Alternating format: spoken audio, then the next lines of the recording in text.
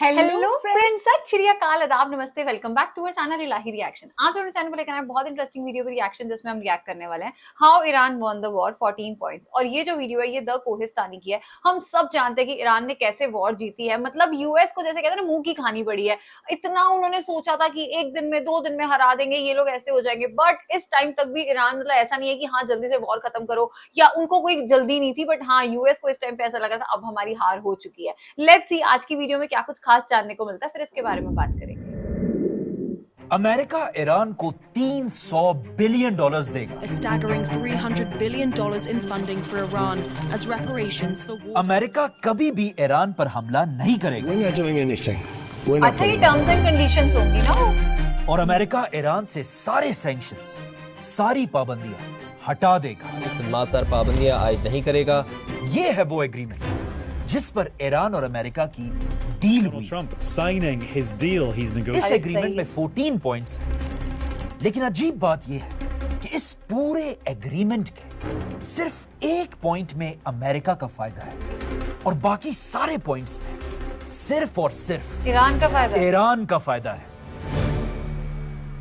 Let's see इस agreement में आखिर है क्या। पॉइंट नंबर 1, अमेरिका और ईरान को फौरन हर जगह पर जंग बंद करना होगा, Make it not like war at all. जिसमें ऑफ कोर्स ईरान का ही फायदा है, क्योंकि ये जंग ईरान ने तो शुरू नहीं की थी, अमेरिका ने की थी। Began major combat operations. Point number 2, America और ईरान दोनों एक दूसरे के इंटरनल मसलों में टांग नहीं We अड़ाएंगे। have our deal done with Iran. ये भी ईरान की ही जीत है, हाँ। क्योंकि ईरान ने तो कभी अमेरिका को कुछ नहीं कुछ कहा, नहीं have been कहा, under यही कहते the United थे। States and Israeli aggression for the America last को उनके couple of days. प्रेसिडेंट, बल्कि प्राइम सिर्फ मिनिस्टर, इन सब चीजों अमेरिका से ही फर्क पहले पड़ता दिन था। से ईरान के मसलों में इंटरफेयर कर रहा था Imminent threats from the Iranian regime. और ईरान की आवाम को ईरान के खिलाफ बगावत करने पर उकसा रहा था। America is backing you with overwhelming strength and devastating force. बल्कि ट्रंप ने खुद ट्वीट भी किया था कि ईरान की आवाम निकलो और अपने लीडर खामेनाई के खिलाफ बगावत करो। Donald Trump has urged protesters to keep taking to the streets. Point number 3, America और ईरान को 60 दिनों के अंदर डील करनी होगी। There's a 60-day pause on any sort of fighting or military action. That's made very clear in one of the initial points. जो again Iran के लिए अच्छी बात। Sign a deal on Wednesday, June 18. Point number 4, America ने जो Iran की navy का blockade किया था उसे फौरन खत्म करना होगा, The U.S. blockade in the Strait of Hormuz has officially been lifted. जिससे ऑफ कोर्स ईरान की नेवी और फौज एक बार फिर आजाद हो जाएगी और ईरान के सारे बड़े बड़े पोर्ट्स खुल जाएंगे। Point number 5, Iran strait of Hormuz को 100% खोल देगा। The U.S. announced today that it's lifting the blockade ये of तो the सबसे Strait of पहला काम Hormuz होना चाहिए। और यहां से हर बहरी जहाज को गुजरने देगा। of the Strait of Hormuz to let ships pass through. इस पॉइंट को ट्रंप अमेरिका में अपनी जीत दिखा रहा है। We reached an agreement with Iran that achieves everything we set out to accomplish, everything and much more. लेकिन ये एक बहुत ही स्टूपिड बात है, क्योंकि इस जंग से पहले भी स्ट्रेट ऑफ हुर्मुज इसी तरह खुली हुई थी और ईरान ने भी मजबूरन सिर्फ इस जंग की वजह से बंद करी इस स्ट्रेट ऑफ हुर्मुज को बंद किया था। All navigating through the Strait of Hormuz is forbidden. बल्कि ईरान तो खुद चाहता है कि ये जंग जल्द बंद हो ताकि वो ये स्ट्रेट खोलकर यहाँ से बिजनेस कर सके। मतलब ईरान खुद चाहता है कि ये स्ट्रेट खुल जाए। तो ये पॉइंट भी ईरान की सारे देशों को यहाँ से होकर ही Point सारी number सप्लाई 6. जाती है, तो ईरान के तो फेवर में है। ये सबसे खतरनाक पॉइंट है। इस पॉइंट में ट्रंप कहता है कि अगर ईरान ने अच्छा बिहेव करना शुरू किया तो जंग के बाद अमेरिका ईरान को दोबारा बिल्ड करने के लिए $300 बिलियन भी दे सकता है। फंडिंग देगा। ये बहुत अजीब बात है। अमेरिका ऐसा क्यों करेगा? Always $300 billion fund. लेकिन अमेरिका के लिए ये कोई नई बात नहीं। It's only if they're doing things right. Remember that. आज से बहुत साल पहले जब अमेरिका ने वर्ल्ड वॉर 2 खत्म करने के लिए जापान के 2 शहरों पर एटम बम गिराए थे, dropped one bomb on Hiroshima. तो फिर इसी जंग के बाद अमेरिका ने ही जापान को दोबारा फंडिंग करके जापान को दोबारा अपने पैरों पर खड़ा किया, जिसे मार्शल प्लान कहा जाता है। The United States supplied help in tangible form as well as political and economic guidance. और उसी की वजह से आज जापान जापान है। तो अगर अमेरिका ईरान के साथ भी ऐसा ही करे, फिर यह भी ईरान के लिए एक बहुत बड़ी जीत होगी। पॉइंट नंबर 7, ये पॉइंट ईरान की जिंदगी का सबसे मुश्किल पॉइंट है, क्योंकि ये एक पॉइंट ईरान को हमेशा के लिए बदल सकता है। क्या है? ईरान के पास दुनिया का 12% ऑयल है, हाँ। और दुनिया की 16% गैस भी ईरान में ही है। मतलब ईरान के पास कतर, यूएई, कुवैत जैसी कंट्रीज से बहुत ज्यादा तेल है। लेकिन अगर फिर भी देखा जाए तो ईरान एक गरीब कंट्री है, और ये बाकी सारी कंट्रीज दुनिया की सबसे अमीर कंट्रीज में से है। ईरान का ये हाल सिर्फ और सिर्फ एक ही चीज की वजह से, और वो है अमेरिका के sanctions. Powerful sanctions will go into full effect. जिसकी वजह से ईरान के पास ऑयल और गैस सब होने के बाद भी वो दुनिया में किसी के साथ भी ट्रेड नहीं कर सकता, सिवाय चाइना और रशिया के, क्योंकि वो अमेरिका की बदमाशी नहीं मानते। अगर अमेरिका ने ईरान से सैंक्शंस हटा दिए तो बहुत आसानी से ईरान भी सऊदी और कतर की तरह एक एक्सट्रीमली रिच मुल्क बन सकता है। Point number 8, atom bomb. Important point. इस पूरे एग्रीमेंट में सिर्फ ये एक ऐसा पॉइंट है जिससे अमेरिका को थोड़ा फायदा हो सकता है, क्योंकि ट्रंप ने ये जंग एटम बम के बहाने से शुरू की, और अब इस एग्रीमेंट में ईरान भी ये बात मानने को तैयार है कि ईरान कभी भी एटम बम नहीं बनाएगा। अच्छा, लेकिन ये बात ईरान सिर्फ आज से नहीं बल्कि पिछले 23 साल से कर रहा है। हाँ, वो तो उन्होंने आज बोला से है। 23 साल पहले जब अमेरिका ने यही एटम बम का झूठा बहाना बनाकर इराक के सदाम हुसैन पर हमला किया था, उसी टाइम ईरान के सुप्रीम लीडर अली खामेनाई ने अपने ऑफिशियल खुतबे में ऐलान किया था कि ईरान कभी भी एटम बम नहीं बनाएगा, क्योंकि एटम बम बनाना हराम है। खामेनाई का ये फतवा दुनिया में इतना खामेनाई ने बोला कि हम इवन बनाएंगे, बराक ओबामा ने आई इस थिंक फतवे वो मान का गए होंगे। अपनी यूएन की स्पीच में भी जिक्र किया था। मतलब ईरान पिछले 23 साल से यही कह रहा है कि वो एटम बम नहीं बनाएगा। तो अमेरिका ने ईरान के साथ उसी बात पर डील की है जो बात ईरान पिछले 20 साल से कर रहा है। पॉइंट नंबर 9, जब तक अमेरिका और ईरान न्यूक्लियर प्रोग्राम के बारे में डील नहीं करते, तब तक ईरान अपने न्यूक्लियर प्लांट्स को उसी तरह रखेगा जिस तरह अब है। बाय द वे, ईरान के न्यूक्लियर प्लांट्स इस वक्त बिल्कुल एक मिडिल सिचुएशन में है।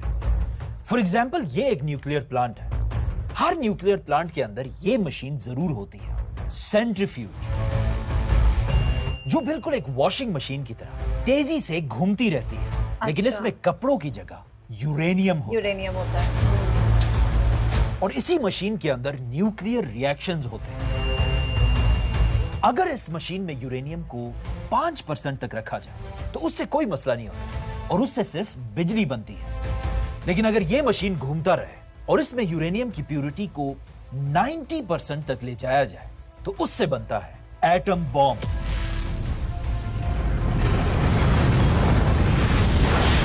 ईरान के न्यूक्लियर प्लांट्स में इस वक्त यूरेनियम 60% पर रखा है, मतलब एटम बम के बहुत ही करीब। लेकिन ऐसा सिर्फ ईरान, अमेरिका और इजराइल को डराने के लिए कर रहा है, और या क्या पता एक दिन ईरान एटम बम बना भी दे।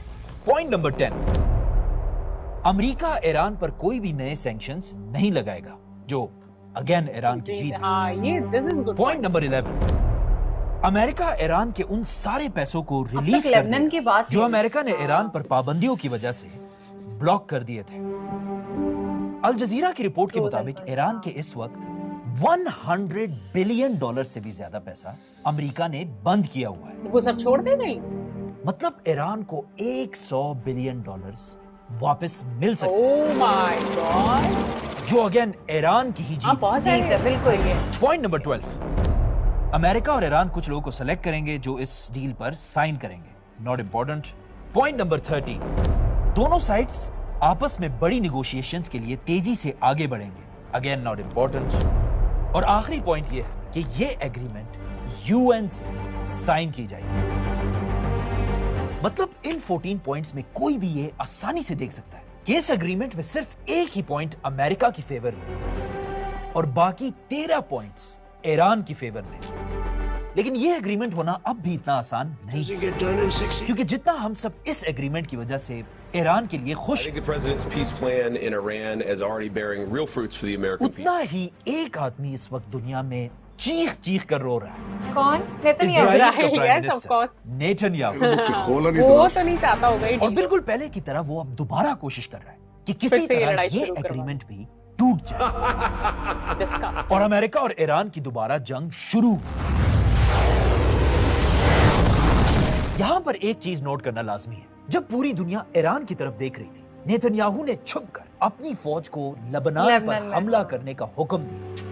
पहले तो यह हमला जहाजों और ड्रोन से हो रहा था, लेकिन फिर इजराइल की फौज लेबनान के बॉर्डर को क्रॉस करके अंदर घुस गई और वहां हजारों लोगों को शहीद करके इजराइल ने लेबनान से ये सारा इलाका छीन लिया। मतलब अमेरिका और ईरान की जंग में इजराइल लेबनान को फतह कर रहा है और अभी इस वक्त भी इजराइल की फौज लेबनान के अंदर बैठी हुई है।